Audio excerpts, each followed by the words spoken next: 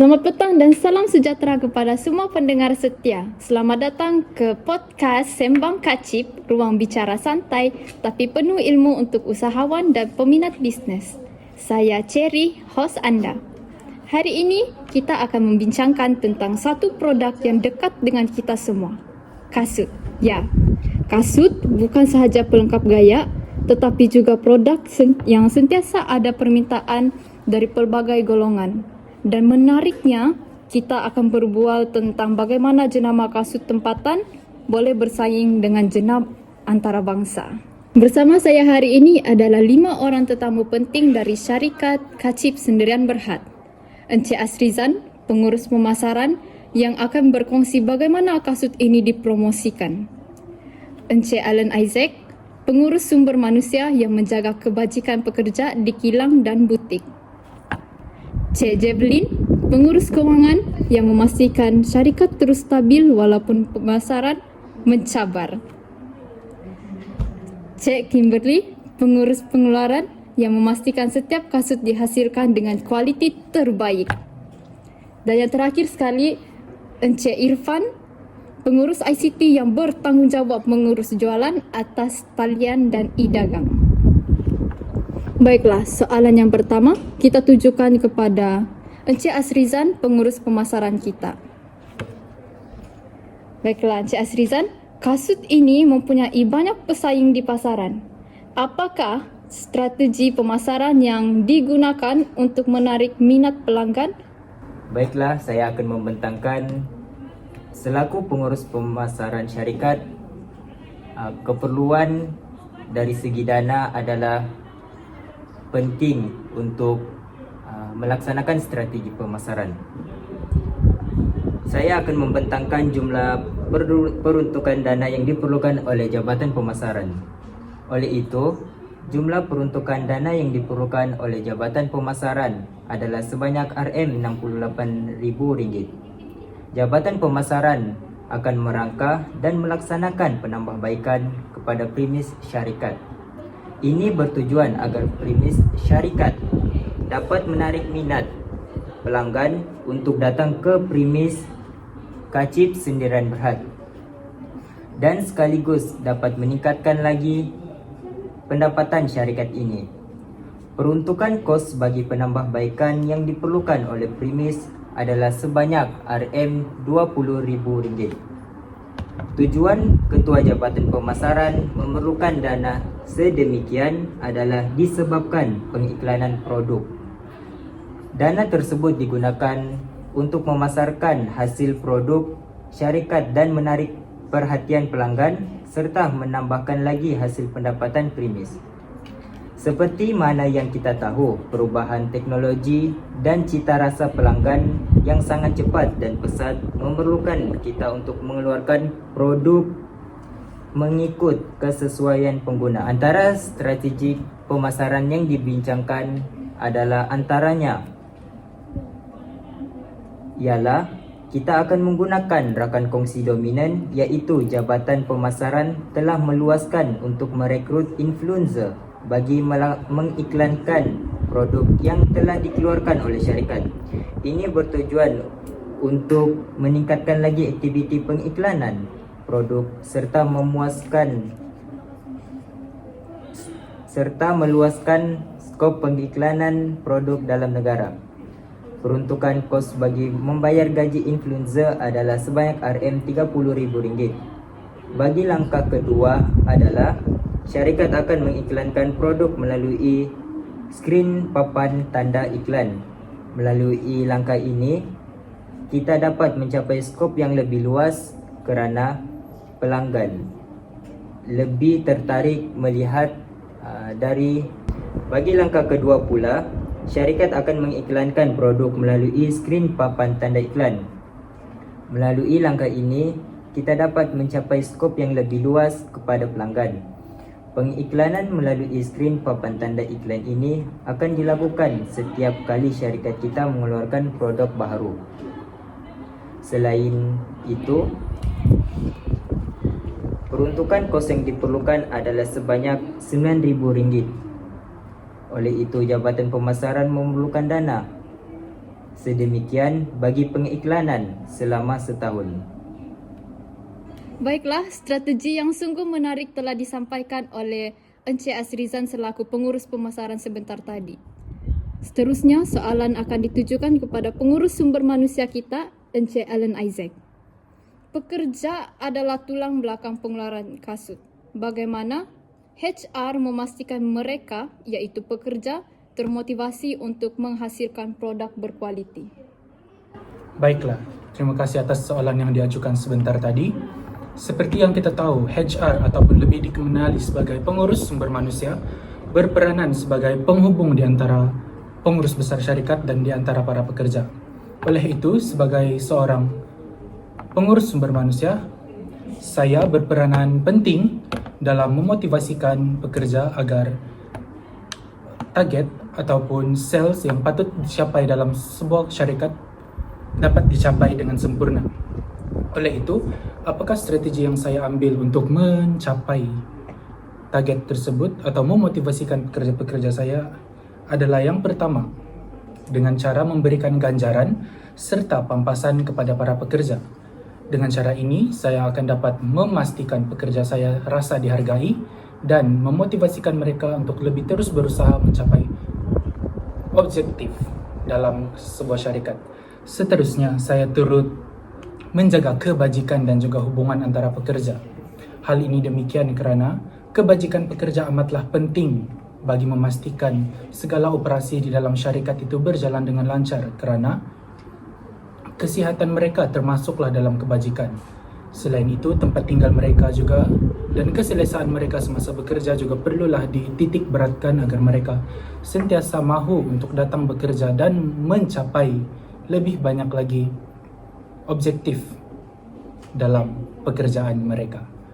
Selain itu, hubungan di antara pekerja juga turut perlu dijaga.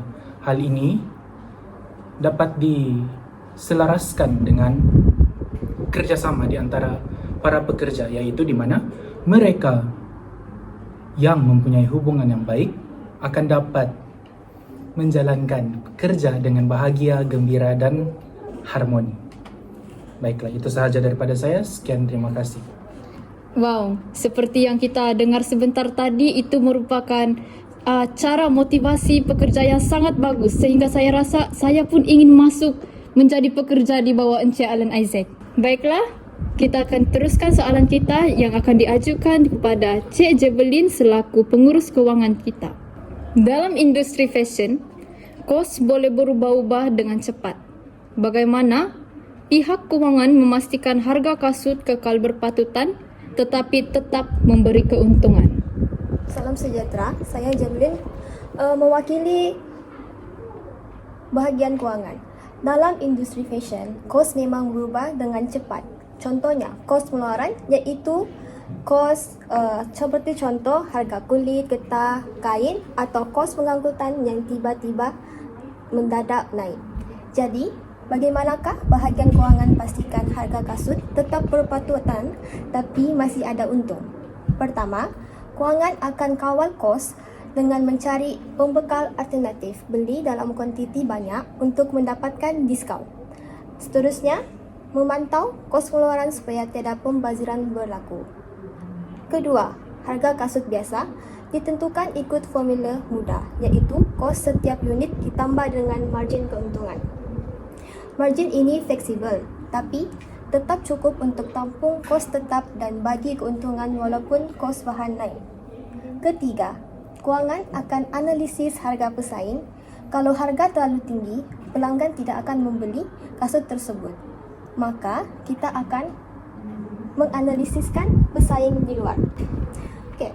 Seperti biasanya, kita ada dua segmen, iaitu kasut premium dengan margin lebih besar dan kasut budget dengan jualan volume tinggi. Selain itu, jika bahan mentah diimport, kewangan boleh guna strategi lindungi nilai atau buat bajet jangka pendek supaya perubahan kos boleh dikawal. Akhir sekali, mereka kawal stok dan guna bahan alternatif dalam rekaan kasut. Contohnya, guna faux leather yang lebih murah. Kesimpulannya, melalui kos, penentuan harga yang strategik dan analisis pasaran akan menentukan kasut kekal mampu milik untuk pelanggan sambil syarikat tetap menikmati keuntungan. Seperti yang kita sudah dengar daripada Cik Javelin sebentar tadi, pengurus kewangan bagi syarikat Kacip Sendirian Berhad, itu merupakan salah satu idea cara yang sangat menarik. Saya tidak heranlah kenapa syarikat Kacip Sendirian Berhad ini boleh berdiri teguh sampai sekarang jika mempunyai pengurus kewangan seperti ini. Seterusnya, saya akan ajukan soalan kepada Cik Kimberly, iaitu selaku pengurus pengeluaran. Kasut memerlukan gabungan ketepatan dan reka bentuk. Bagaimana pasukan pengeluaran memastikan kasut selesa, tahan lama dan moden? Hai, terima kasih jemput saya. Memang topik ini dekat di hati saya sebab inilah tanggungjawab utama saya setiap hari. Pertama sekali, saya akan fokus kepada bahan. Contohnya, insole. Kalau insole keras, pengguna cepat sakit kaki. Jadi, kami pilih bahan yang empuk, ada arch support dan breathable. Kedua, kami buat fit test dengan pelbagai saiz kaki. Kalau ada rasa ketat, kasar atau longgar, kami akan ubah sebelum masuk pengeluaran besar-besaran. Selain itu juga, dalam bahagian kejahitan, kita memastikan jahitan ialah kuku dan bukan sekadar gam. Okey, dari bahagian tahan lama, macam mana kita menguruskan atau melakukan pemasaran supaya kasut itu tahan lama? Well, kami bukan menggunakan gam, tapi kami menjahit kasut itu dengan kuku supaya dia akan lagi bertahan untuk selama-lamanya. Selepas menjahit kasut itu, kita akan menjalankan sebuah ujian yang bernama ujian ketahanan. Contohnya, kita akan bengkok kasut itu 1000 kali, uji gesaran atau water test. Kalau ada bahan yang cepat rosak yang didapati semasa ujian tersebut, kita akan reject kasut tersebut. Selepas memastikan kasut itu tahan lama dan selesa, kita akan memastikan kasut itu ialah masuk standar kemodenan masyarakat pada generasi ini. Sebab itu, kita akan membuat sebuah pasukan yang bernama R&D dan mengupah sebuah pasukan pereka kasut untuk mereka kasut yang mengikuti fashion kemodenan sekarang pada abad ini. Ya, sekian, terima kasih. Wah, apa yang Cik Kimberly selaku pengurus pengeluaran kita ucapan sebentar tadi itu memang betul. Sebabkan saya pun tengah memakai kasut yang dikeluarkan oleh Kacip Sendirian Berhad. Saya bawa pergi pantai, pergi membajak sawit. Memang bagus kualitinya. Baiklah, tanpa membuang masa, kita akan terus mengajukan soalan kepada pengurus ICT kita, iaitu Encik Irfan. Encik Irfan, ramai pelanggan kini membeli kasut secara online. Bagaimana ICT memainkan peranan untuk meningkatkan jualan melalui platform digital? Terima kasih saudari moderator kerana telah memberikan ruang untuk saya berkongsi berkenaan dengan bagaimana pengurus ICT ini dalam meningkatkan jualan melalui digital, platform digital. Sebenarnya apa yang kita tahu bahawasanya ICT sebenarnya berkait dengan R&D. Pertama, dari sudut ICT, kami memastikan semua platform digital seperti laman web, aplikasi mudah alih dan e-dagang berjalan dengan lancar, cepat serta selamat digunakan. Kami juga menyediakan sistem analitik untuk mengumpul data pelanggan, corak pembelian dan kami juga menyediakan sistem analitik untuk mengumpul data pelanggan, seterusnya membantu syarikat untuk memahami corak pembelian dan minat pengguna. Selain itu, ICT juga turut mengurus integrasi dengan pelbagai saluran digital seperti Shopee, Lazada dan TikTok Shop. Serta ia memastikan keselamatan maklumat pelanggan sentiasa terjamin. Baiklah, berdasarkan sudut R&D pula, kami meneliti trend pasaran digital dan menganalisis data pelanggan untuk menghasilkan strategi pemasaran yang lebih tepat.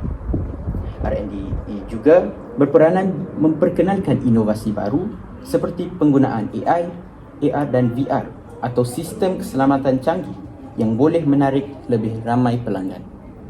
Selain itu, kami juga menggunakan maklum balas pelanggan untuk menambah baik produk dan mencipta inovasi baru yang lebih relevan dan dengan kehendak pasaran. Kesimpulannya, gabungan kepakaran ICT yang menyediakan infrastruktur teknologi bersama peranan R&D yang menekankan inovasi dan strategi dapat meningkatkan jualan syarikat secara signifikan melalui platform digital. Itu saja, Dr. Terima kasih. Terima kasih Encik Irfan selaku pengurus ICT dan apa yang kita dapat ambil dari situ ya, sekarang platform digital sangat penting dalam dunia pemasaran. Oleh itu memang peranannya memang penting jugalah. Baiklah, saya rasa sampai sini saja kita punya segmen hari ini. Terima kasih kepada semua tetamu hebat kita, pengurus pemasaran, HR, keuangan, pengeluaran, dan ICT kerana sudi berkongsi tentang dunia perniagaan kasut. Semoga perbualan hari ini memberi inspirasi kepada pendengar kita, terutama mereka yang berminat untuk terjun ke dalam perniagaan produk fashion. Jangan lupa ikuti episod yang akan datang untuk lebih banyak perkongsian menarik. Saya, Cherry. Terima kasih kerana mendengar dan sampai jumpa lagi. Bye-bye.